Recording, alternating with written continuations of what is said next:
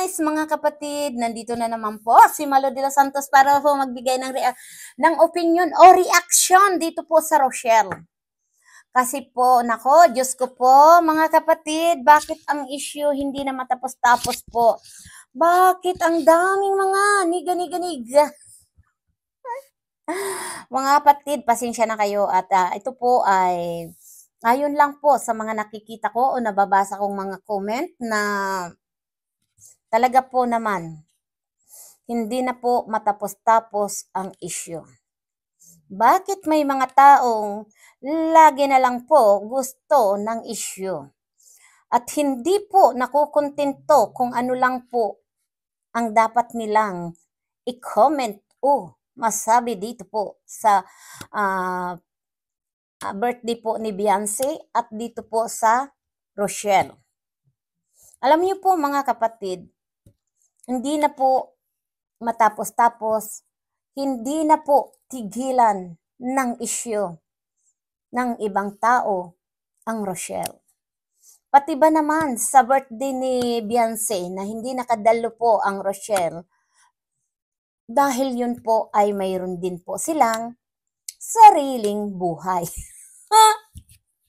Ang masasabi ko lang po mga kapatid, gaano ba kaapekto po ang birthday ni Beyonce kung wala ang Rochelle? Di ba? Question mark po yun. Palagay ko naman, hindi man po dumalo ang Rochelle sa birthday ni Beyonce, palagay ko po wala naman pong kawalan. At matutuloy naman po ang birthday ni Beyonce. Kasi po dito po lumalabas na parang lagi na naman sinasabi na bakit wala ang Rochelle. Alam niyo po mga kapatid, ang masasabi ko lang po, nagkasabay naman po ang event po ng Rochelle dahil po 6 ano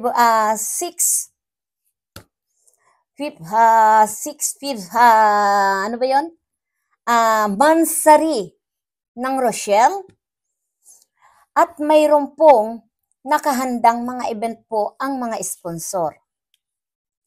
Kagaya na po pagpapapiding, di ba? Kaya nagkataon din po nung birthday ni Beyonce na September 12, nagkasabay naman po ang 6 mansari ng Rochelle at may event din po yun mga kapatid. At yun nga po ang nagpa-feeding program po ang mga sponsor, di ba? Kaya po tayo dito mga kapatid, dapat lawakan natin ang pang-uunawa dahil bilang isang kalingap, hindi lahat po na pagkakataon na magkakaroon tayo ng time. Hindi natin po inaasahan na nagkasabay ang mansari nila at ang birthday po ng Beyonce. Kaya po, dito po, medyo tayo lawakan ang pang-uunawa. Bilang isang kalingap po, huwag na tayo pong hanapan ng butas para lang magkaroon ng issue ang Rochelle. Alam niyo po mga kapatid, maishishare ko lang po sa inyo. Sana po tayong mga kalingap ay unawain natin bilang isang kalingap partner din po ang Rochelle, di ba? At sila po, isa sa mga tumutulong sa ating mga kababayan, talaga pong nandyan yung pagtulong po ng dalawa. Alam niyo po mga kapatid, ipagdasal natin si Dr. Willie Ong, kasi kung napanood niyo naman po, ang sabi nga ni Dr. Willie Ong, kaya siya ay nagkasakit, nagka-cancer, dahil po yan sa stress na sa mga comment na nababasa niya, na talaga pong hindi siya nakakatulog at marami pong mga comment na hindi maganda sa kanya, kaya po siguro ay dinamdam niya, nagka-stress siya. Papaano pa po yung taong gumagawa ng issue, nagko-comment ng below the belt po dito sa mga beneficiary, sa mga taong tinutulungan natin. Kung hindi pa kaya po magkakanser, lalo na po ang mga bunganga ng mga gumagawa ng mga issue, mga fake account, mga fake na issue. Siguro po talaga, lalong-lalo na po yung mga nagko-comment ng below the belt. Asahan nyo po, mas matinding kanser ang mangyayari niyan. Baka kayo po ay maputulan ng kamay. Dahil sabi nga ni Dr. Ong na siya daw po ay nagkakanser dahil nga po dito sa pagpabasa ng mga comment at na-stress po siya. Papaano na po? Question mark po. Yung gumagawa ng mga issue na below the belt, siguro hindi po lang kanser ang idudulot na sakit sa inyo. Di ba? Kaya, Diyos ko po, mga kapatid, inay-inay tayo sa paggagawa ng mga issue. Dahil ang kaparusahan po sa atin, hindi po natutulog si God. Nandyan niya nakasubaybay sa atin kung ano ang ginagawa natin na hindi maganda sa kapwa. Di ba? Kaya, para sa akin, wag nyo na pong silipin kung hindi man po nakapunta sa birthday ni Beyonce ang Rochelle, si Rochelle at si Ruel. Sana po, unawain ninyo mga kapatid. Dahil sila po may event din po at may sponsor na bisita po. Alangan naman po yung bisita ng Rochelle ay dalhin doon sa birthday ni Beyonce. Palagay ko naman hindi maganda naman po yun na gagawin nila, di ba? Kaya po, siguro naman po, maiintindihan natin at higit sa lahat, malawak po dapat ang pangunawa natin kung hindi man po nakarating ang Rochelle, si Ruel at si Rochelle po sa birthday ni Beyonce. Di ba? Siguro may pagkakataon pa naman, may ilang mga okasyon na makakarating po ang Rochelle. Di ba?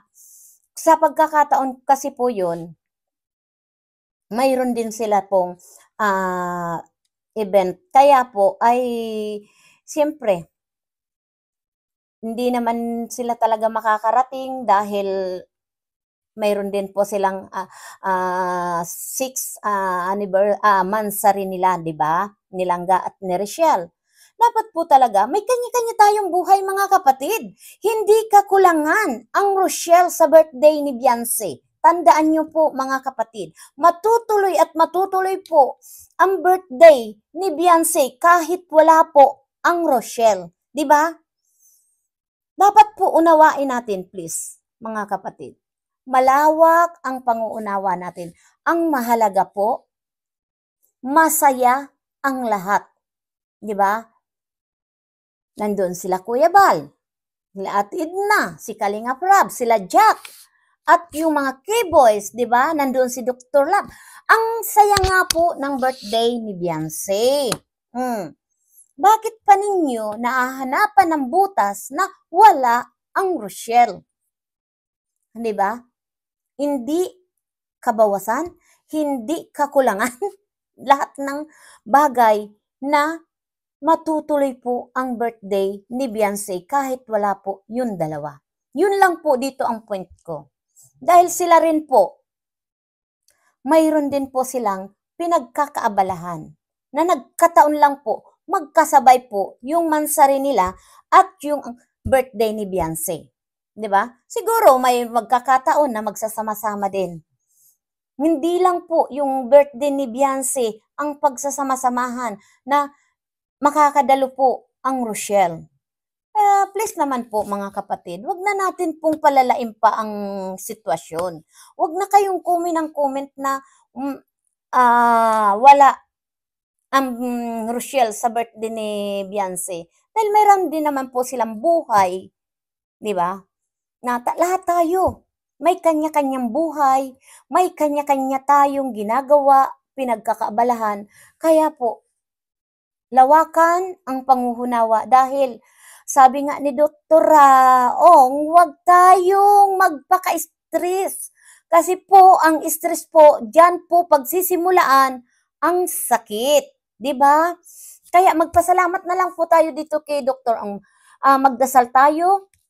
Dahil alam niyo po, sa totoo lang, marami po akong napupulot ng aral po dito kay Dr. Ong. Pero ang bilis po talaga niyang na pumayat at nakita naman natin po ang sitwasyon niya. Kaya alam niyo po, samahan natin po ng dasal bilang isang nagmamahal na taga-subaybay po ni Dr. Willie Ong. 'Di ba? Matuto tayo po. Wag na tayo po yung puro sat-chat, hindi sat-chat pala. Wag na yung parang kuda na gagawa tayo ng mga below the belt ng pa-issue. Iwasan po ninyo dahil baka naman ang bunganga nyo ang magkakanser o ang kamay ninyo ang magkakanser. 'Di ba? Iwas-iwas mga basher. Mahirap na pong magkakanser ang bunganga at ang inyong mga kamay na maputol. Tandaan niyo po mga kapatid, ang nasa itaas po ay nakikita kayo kung ano po ang ginagawa nyo. Dahil kahit isip lang ninyo, nababasa ni God ang masamang layunin nyo sa kapwa nyo. Di ba? Kaya para sa akin mga kapatid, pakinggan nyo o panoorin nyo po ang message ni Dr. Ong. Dahil para sa akin, nakaka-stress talaga po ang puro issue. Talaga pong mai-stress ka. Alam ko yan dahil napagdaanan ko po yan ng nakaraang buwan. Na halos isang linggo, wala akong iniisip kundi yung sama ng loob ko at talaga pong nagkalagnat ako at talagang pong umiiyak ako. 'Di ba? Kaya sana po, ang pakikiusap ko lang po sa atin, iwasan na natin pong gumawa ng gulo, issue sa kapwa. Dahil kayo rin po ang magdadala niyan sa iyong konsensya. Kaya marami pong salamat. Sana po iwasan nyo na ibas po ang Rochelle dahil hindi naman sila nakikialam sa inyo. Ha? Sabi nga ni Ruel, hindi masama ang maging one-sided, pero ilagay sa lugar. Diba? Ganun po, kalawak ang panguunawa po ni Ruel of Malalag. Thank you so much sa iyo, Ruel of Malalag, dahil patuloy lang ang pagtulong mo sa ating mga kababayan at lalong-lalo na sa iyo, Rochelle.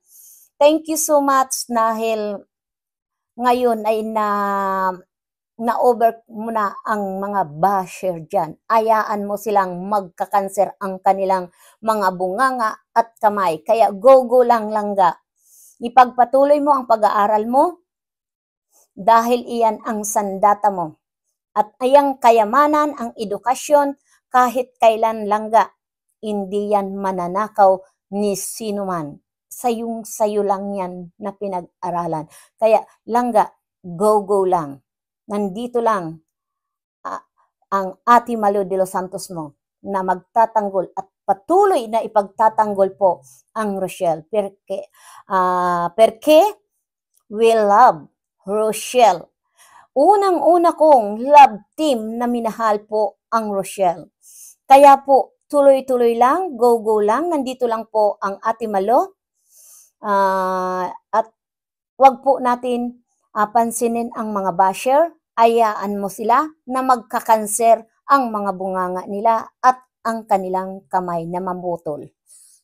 Sa kaka-comment ng mga below the belt. At shout out po si kila Ate Edna Vlog. At Kuya Bal, suportahan natin si Kalinga Prab. At ang mga love team po, suportahan po natin yung Car EDC. At higit sa lahat, happy second mansari po sa Danjoy. Kilig overload! Ayan, thank you so much po.